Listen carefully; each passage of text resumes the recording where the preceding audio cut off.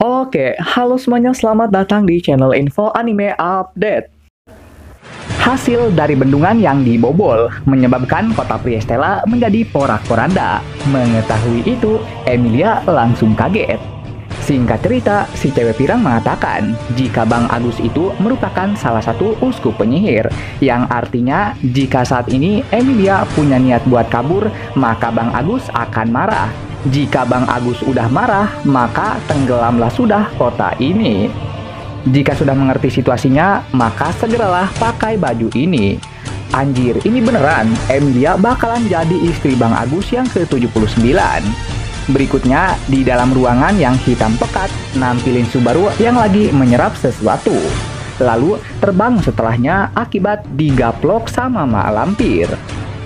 Nggak hanya Mak Lampir, Liliana juga ada di sini dengan kondisi dua kakinya yang gemetaran. Mak Lampir ngejelasin jika saat ini kota Priestella beneran udah jadi kota Atlantis. Sementara itu, Subaru baru keinget kalau kakinya itu pernah digigit hingga putus. Namun, Subaru malah kaget pas tahu kakinya saat ini masih utuh. Penasaran kenapa masih ada, Subaru mulai ngebuka semua perban di kakinya. Lalu mendapati keanehan yang beneran aneh. Mak Lampir inisiatif buat ngerobek kakinya itu. Dan secara ajaib, kaki Subaru mulai regenerasi dengan cepat. Jadi ternyata alasan dibalik misteri ini disebabkan karena naga bodoh sempat meneteskan darahnya ke kaki Subaru, menyebabkan dia mendapati kemampuan naga. Melihat keajaiban itu ngebuat Liliana mendadak dapat ide buat nyanyi. Cuman aduh, kenapa harus nyanyi juga di tengah ketegangan ini? Berikutnya, Mak Lampir memberitahu Subaru 3 permintaan lanjutan yang dimintai uskup penyihir selain tulang penyihir. Di antaranya, dia meminta buku kebijaksanaan beserta roh buatan.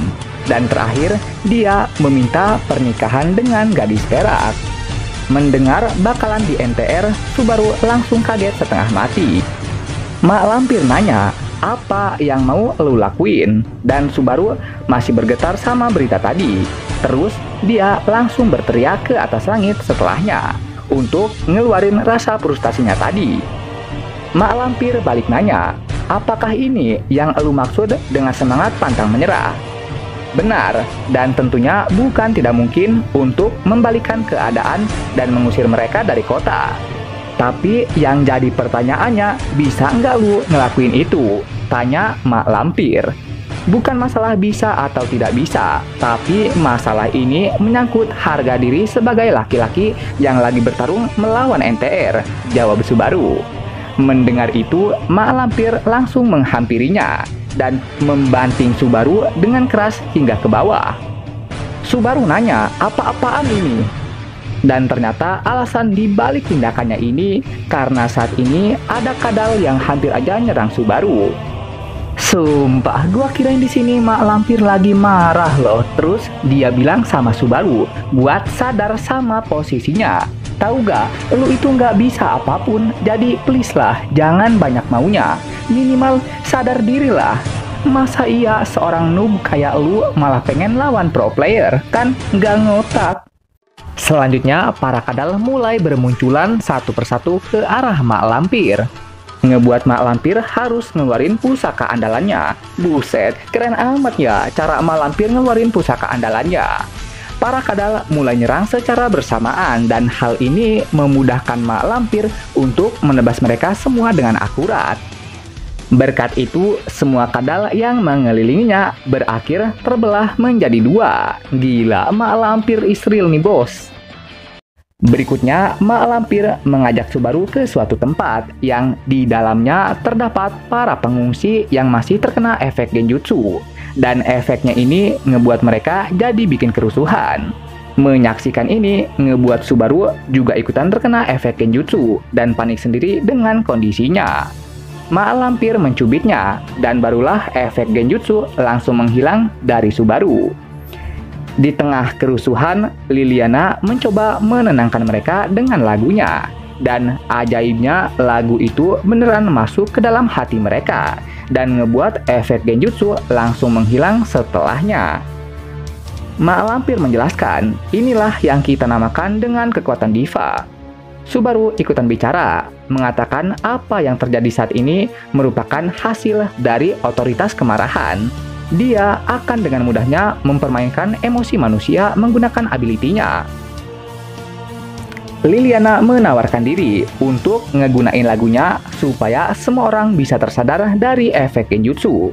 Oh, jadi inilah alasan kenapa kamu membawa Liliana? Tanya Subaru. Tak ingin mengekspos kebaikannya, Mak Lampir mendadak jadi sundere.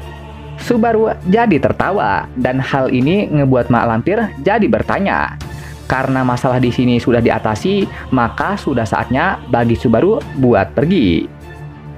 Berikutnya, di sebuah menara yang udah dikuasain sama Bang Agus, nampilin Emilia yang udah ganti baju. Ngeliat wajah Emilia yang cemberut, ngebuat Bang Agus mulai ngegunain jurus Playboy.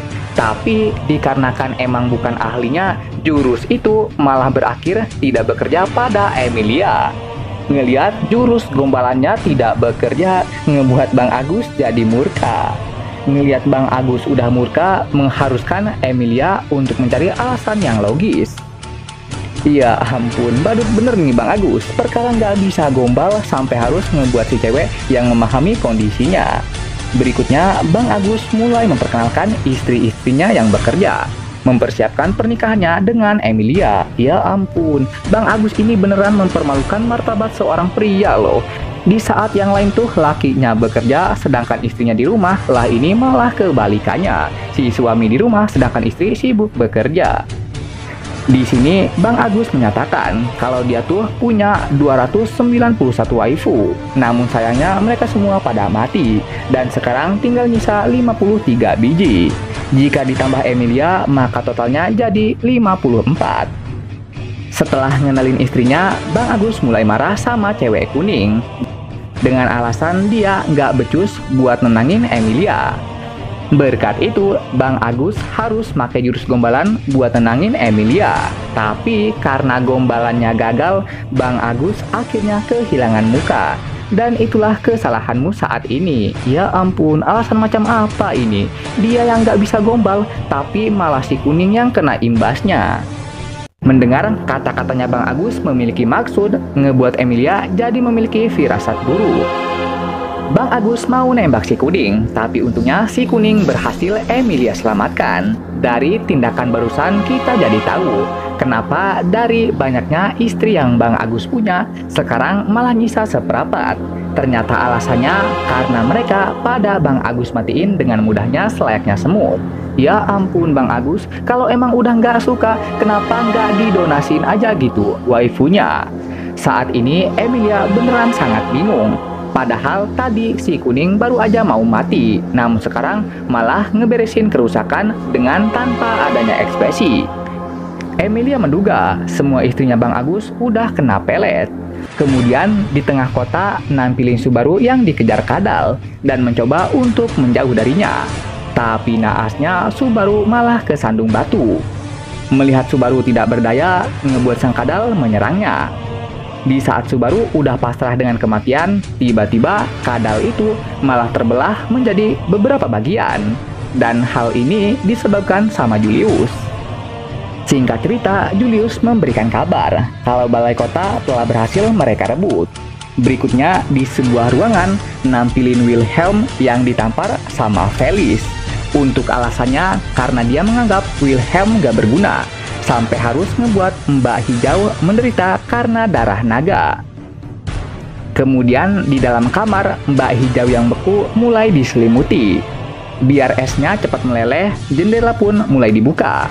Terus pas jendelanya dibuka, malah nampilin Emilia. Lah, kok malah jadi Emilia sih? Kirain yang beku tadi adalah Mbak Hijau loh, yang membeku karena dampak dari tercampurnya darah naga. Menggunakan sihir es, Emilia mulai ngebuat jalan untuk melihat kondisi perkotaan. Sembari melihat kondisi kota, Emilia juga mulai berjalan. Dan di tengah jalan, dia malah mendapati ada Bang Agus yang lagi teleponan di ruangan. Dan marah-marah di telepon karena pernikahannya gak berjalan sesuai dengan rencana dia. Lewat pembicaraan tadi, Emilia mendapat info jika yang saat ini dia tempati merupakan distrik 3. Berarti yang ada di depannya sekarang adalah distrik 1. Dan info tersebut pasti sangat berguna untuk Subaru. Kemudian di tempat penyiaran radio terdapat Anastasia yang bertanya pada Subaru, apakah Beatrice termasuk dalam jenis roh buatan atau tidak. Subaru menjawab, itu benar, Beatrice itu termasuk dalam jenis roh buatan. Anastasia kaget dengan kejujuran Subaru ini. Dengan hebat, Subaru menjawab, jika ingin memancing musuh, maka gunakanlah info yang mereka inginkan. Dengan begitu, kita bisa tahu siapa musuh kita yang sebenarnya. Anastasia lumayan kagum sama jawaban Subaru tadi. Subaru melanjutkan penjelasan tentang kitab suci yang diinginkan para uskup. Kitab kebijaksanaan adalah prototipe dari Injil Sekte Penyihir. Bisa dikatakan kitab ini merupakan versi yang sempurna dari kitab mereka yang biasanya. Anastasia bertanya, bagaimana caranya Subaru bisa tahu info itu? Tentunya info itu kudapatkan karena bertemu langsung dengan sang penyihir. BTW, kitabnya ini ada 2, tapi kedua kitab tersebut udah dibakar jadi abu. Sehingga kitab suci yang mereka mau seharusnya sudah tidak ada lagi di dunia. Bisa kita simpulkan jika uskup penyihir tidak tahu kitab tersebut sudah tak ada. Terakhir, aku tidak menerima alur NTR. Anastasia setuju jika cerita NTR ini emang harus dibasmi. Sebuah peta mulai dibuka, dan dari sini kita diberitahu jika sebagian besar korban emang udah bertebaran di kota ini saat bendungan mulai dibuka. Kita tidak bisa lari dari kenyataan itu, karena pastinya akan lebih banyak lagi korban yang akan bertebaran. Setidaknya kita harus berusaha untuk menyelamatkan mereka yang masih bisa kita selamatkan. Subaru tidak setuju sama perkataan Anastasia yang tadi, yang ingin mengorbankan sedikit orang hanya untuk membawa banyak kebaikan. Kau bicara omong kosong lagi. Padahal apa bedanya rencana saat ini dengan apa yang dulu kamu lakukan saat melawan Paus Putih? Mereka berbeda kasusnya karena mereka dari awal emang udah nyerahin nyawanya di dalam pertempuran itu. Namun sekarang itu banyak orang yang jadi korban bukan karena ingin bertarung, tapi karena keseret arus doang. Sebagai kesatria, aku memiliki prinsip untuk bertarung dengan mereka yang memiliki keyakinan yang sama, bukan mereka yang terpaksa karena keadaan semata. Itulah kenapa aku tidak ingin melibatkan orang yang tidak bersangkutan untuk jadi korban. Sebagai kesatria, ini adalah harga diriku. Aku kesatria Emilia dan emang berjuang demi dia. Tapi bukan berarti aku hanya fokus melindunginya dan mengabaikan yang lainnya. Bukankah kau juga begitu, Julius? Kita akan menyelamatkan Emilia dari orang hentai itu, serta mengalahkan keserakahan dan mengembalikan ingatan Rem. Menendang uskup mumi supaya dia insyaf dan gak make genjutsu lagi, serta membuat naga bodoh meminta maaf dengan mengembalikan semua orang yang dia sandra. Dan terakhir, kita akan menyelamatkan kota ini. Buset, kerasukan Echidna atau gimana ya? Serakahnya bener-bener kebangetan, gilanya mirip dia. Oke, sekian pembahasan kali ini. Dan jangan lupa juga untuk menekan tombol like dan subscribe-nya ya. Biar Mimin ini lebih semangat lagi ketika membuat videonya. Dan agar kalian juga bisa mendapatkan update video terbaru mengenai berbagai pembahasan menarik seputar anime di channel ini. Dan sampai jumpa lagi di video selanjutnya. Dah!